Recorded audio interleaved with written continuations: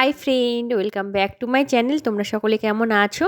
আশা করি সকলেই ভালো আছো। তোমাদের ভালোবাসা ও আশীর্বাদে আমিও কিন্তু অনেক ভালো আছি। আর আমার সকল বন্ধুরা, তোমরা আমাকে যেভাবে ভালোবাসা দিয়েছো তার জন্য আমি তোমাদেরকে কাছে অনেক কৃতজ্ঞ। তোমরা এইভাবেই আমাকে ভালোবাসা দিও। আর দেখো, সকালবেলায় ঘুম থেকে উঠেই মা বললো সবজি কাটতে, সমস্ত সবজি ছিল না, তার জন্য দেখো সবজি তুলে নিয়ে এসেছি। আর এইখানে দেখো মান কচু আলু ভাপ দিয়ে রেখেছি, আর একটা সিম বরবটি আলু দিয়ে একটা তরকারি করে নিয়েছি। আর তারপরে দেখো, আমি সকালবেলায়, তোমরা অনেকেই জানো যে আমি মধু গরম জল খাই, সেটাই কিন্তু আমি এখানে বানিয়ে নিয়েছি, সেটাই খাবো। আর এখন দেখো একটু বেলা হয়ে গেছে, আর আজকে একটা নতুন কিছু ট্রাই করছি। তো এখানে দেখো আমি দুটো পাতি লেবু নিয়ে এসেছিলাম, তো পাতি লেবুর চাটনি বানাবো। আজকে ফার্স্ট টাইম বানাচ্ছি, এর আগে কখনো বানাইনি। তো দেখো, একটা চ্যানেলে আমি ভিডিও দেখেছিলাম ইউটিউবে, সেখান থেকেই কিন্তু আমি এই রেসিপিটা বলতে পারো কালেক্ট করে নিয়েছি। আর এতটা সুন্দর হয়েছিল, আমি তো কখনো ভাবিনি যে এতটা দারুণ হবে খেতে। তো দেখো, এই যে যে পাতিলেবুর যে কোয়াগুলো আমি কিন্তু বের করে নিয়েছি, নিয়েই কিন্তু যেমনভাবে চাটনি বানাই ঠিক সেইভাবেই বানিয়েছি। পুরো রেসিপিটা তোমাদের সাথে শেয়ার করিনি। তোমরা যদি দেখতে চাও তাহলে অন্য কোনো সময় দেখাবো। তো তোমরা কমেন্টে জানিও যদি তোমরা রেসিপিটা জানতে চাও। আর খেতে কিন্তু খুব সুন্দর হয়েছিল। আর এদিকে দেখো, অনেক দিন ধরে চুলের কোনো যত্ন নেওয়া হয় না, আর এখন যেহেতু মানে একটা বাজে ওয়েদার চলছে, এটা কিন্তু আমাদের চুলের জন্য খুবই ক্ষতিকারক একটা আবহাওয়া বলতে পারো। না গরম না শীত, আর চুলগুলো তো ভেতরে ঘামছে। তার জন্য দেখো, এখানে একটা রেমেডি বানিয়ে নিয়েছি ঘরোয়া উপায়ে, সেটাই কিন্তু আজকে চুলে অ্যাপ্লাই করে নিচ্ছি।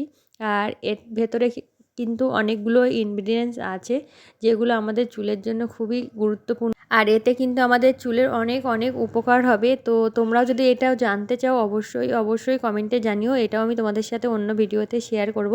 আর এদিকে দেখো, আমি কিন্তু স্নান করে চলে এসেছি, আর এটা 20 মিনিট মতো চুলে রাখতে হবে। আর আগেই তো বললাম চুলগুলোতে একটু যত্ন নেওয়া হয় না, বহুদিন হয়ে গেছে, যার জন্য দেখো আজকে চুলগুলো মনে হচ্ছে যেন প্রাণ ফিরে পেয়েছে। আমার নিজেরই মনে হচ্ছিল চুলগুলোর মধ্যে যেন কোনো প্রাণ নেই। আর শ্যাম্পু করে যদি একটু আমরা যত্ন নিতে পারি চুলের, আর ঘরোয়াভাবে যদি আমরা একটু যত্ন নিই, তাহলে কিন্তু আমাদের চুলগুলো সত্যি খুব সুন্দর করে তোলা সম্ভব। আর আমাদের প্রত্যেকেরই একটা কমন সমস্যা হলো হেয়ার ফল, আর এই রেমিডিটাই কিন্তু আমরা যদি নিয়মিত ব্যবহার করি তাহলে কিন্তু হেয়ার ফল অনেক অংশে কম হবে। আর মাথায় যাদের খুশকির সমস্যা, যাদের চুল প্রচুর ঘামে, তারাও কিন্তু এই রেমিডিটা ভীষণ কার্যকর। আমি মাসে একবার হলেও এটা ব্যবহার করি, মাঝে মাঝে চেঞ্জ করে ব্যবহার করি, এক এক সময় এক এক রকম ধরনের রেমিডি ব্যবহার করি। আর যারা তোমাদের লম্বা চুল আছে, তোমরা তো জানো চুলের কিন্তু যত্ন নেওয়াটা কতটা দরকার। আর আমাদের প্রত্যেকটা বাঙালি মেয়ের কাছে চুল কিন্তু একটা বলতে পারো আবেগ।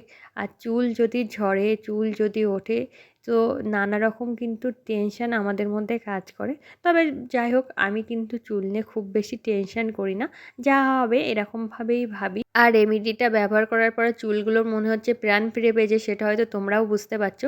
যাই হোক, দেখো এখন আমি এক জায়গায় বেরোচ্ছি, কোথায় যাচ্ছি না যাচ্ছি অন্য ভিডিওতে তোমাদের সাথে বলবো।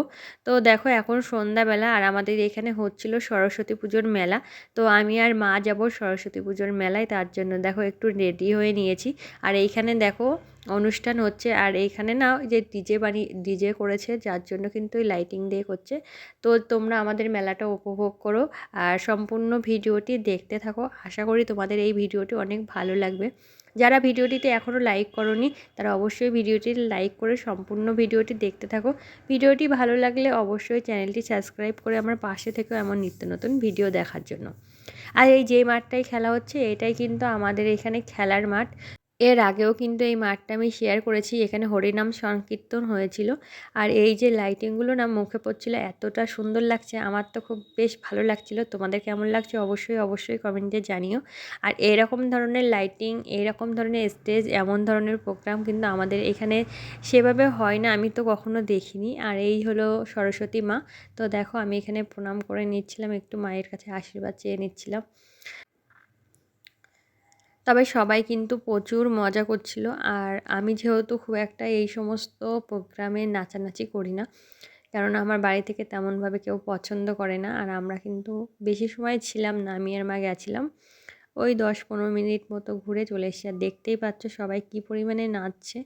আর সমস্ত ছেলেরা, মেয়েরা, বউরা, বৌদিরা, দিদিরা, দাদারা মানে সবাই মানে এত লোক হয়েছিল। আর দিনের মানে সেই সকাল থেকে কিন্তু অনুষ্ঠানটা হচ্ছিল, সারাদিনই চলছে। এখন বলতে পারো শেষের মুহূর্ত। এই উপরে সমস্তগুলো বেলুন ফেলুন টাঙানো ছিল, সেগুলো কিন্তু এখন সব ফেটে গেছে। তো যাই হোক, অনুষ্ঠানটা তোমাদের কেমন লাগলো অবশ্যই কমেন্টে জানিও। আর এরকম অনুষ্ঠান আমি তো আগেই বললাম যে ফার্স্ট টাইম দেখছি, এর আগে কখনো আমি এরকম ধরনের অনুষ্ঠান বা মেলা আমাদের এখানে হয়নি। তো তোমাদের কেমন লাগছে অবশ্যই কমেন্টে জানিও।